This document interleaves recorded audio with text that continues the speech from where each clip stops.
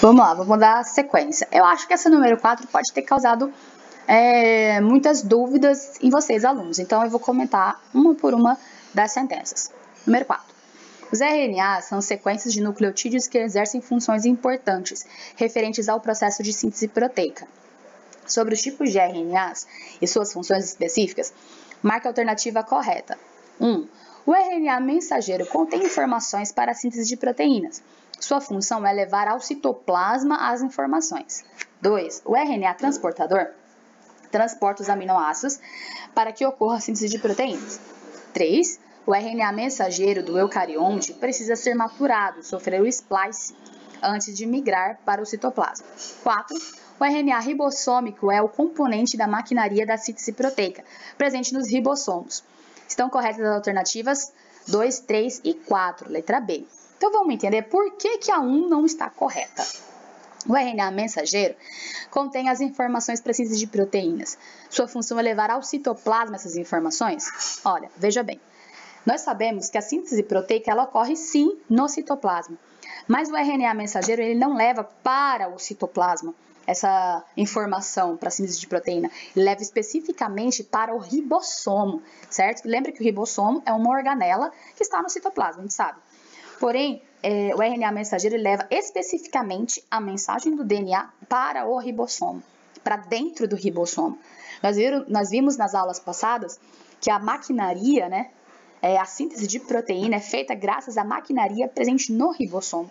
Então, a síntese de proteína acontece dentro do ribossomo, certo? Então, por isso que essa número 1, na verdade, ela não está errada, ela está assim muito abrangente, né? Ela não traz informações específicas. E você pode ver que as outras sentenças, elas são bem específicas. Por isso que torna ela assim meio duvidosa. Então, ficou a letra D, 2, 3 e 4. Seguindo para número 5, nós temos um quadrinho aqui que a gente tem que completar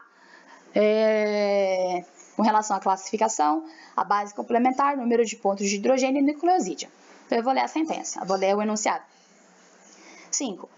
Complete a tabela com as bases nitrogenadas existentes, tanto no DNA quanto no RNA. Sua classificação, quanto a purinas e pirimidinas, qual a base complementar, com quantas pontes de hidrogênio se ligam, e qual o nome dos seus nucleosídeos. Então, a gente tem aqui as bases, adenina, timina, uracila, guanina e citosina. Com relação à classificação, se elas são púricas ou pirimídicas. Então, a adenina é púrica, a timina é pirimídica, a uracila pirimídica, a guanina é púrica e a citosina é pirimídica. Com relação a bases complementar, então, a adenina complementa com a timina com adenina, uracila com adenina, guanina com citosina e citosina com guanina.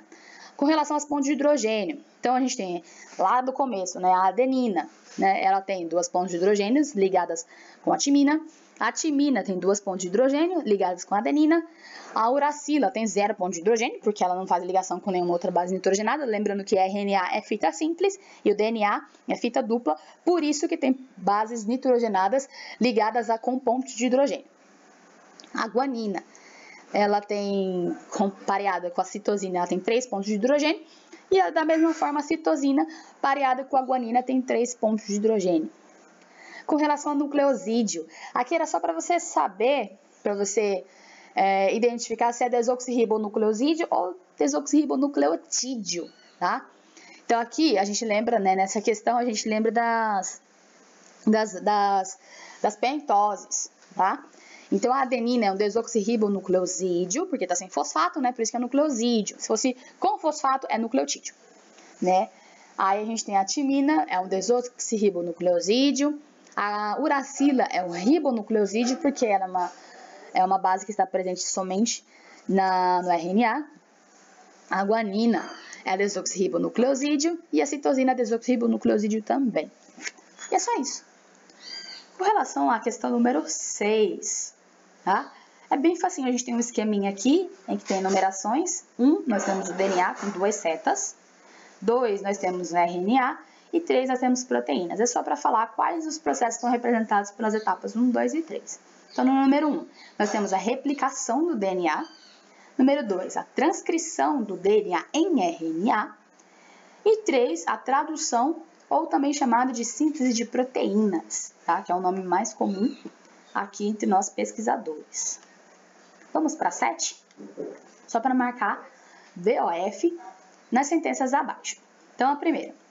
Os genes, regiões do DNA, possuem o código genético das proteínas, ou seja, informações necessárias para a síntese de proteínas. Todos nós sabemos que isso é verdade.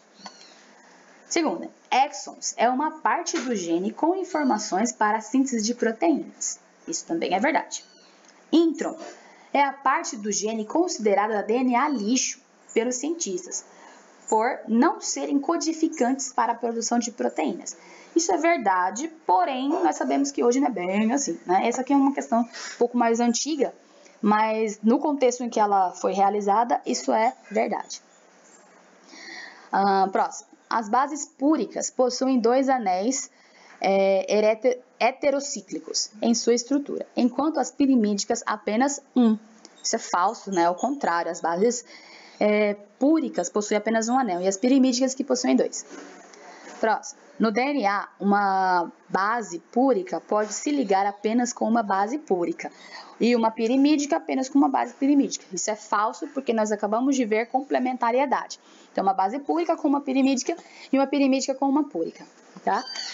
E a última, na fita do DNA, o grupo fosfato e a pentose consistem na parte hidrofóbica da molécula e as bases nitrogenadas são hidrofílicas. Isso é verdade, isso é mais a bioquímica que a gente viu. Na verdade, a gente não viu, né? Mas eu sei que vocês já viram em bioquímica dessas questões de hidrofóbica, hidrofílica. Então, tudo aquilo que tem fosfato, etc., está na parte hidrofóbica, é a parte que tem nitrogênio é hidrofílica.